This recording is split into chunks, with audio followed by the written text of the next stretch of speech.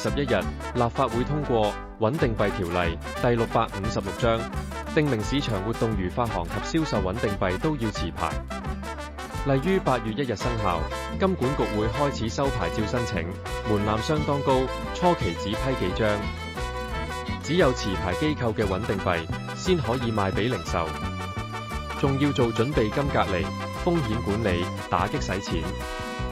廣告要受限，確保市場透明。此舉亦印證了香港對數字貨幣的態度，提升了監管層的準則與要求。市場活動會越來越規範，功能越加明確。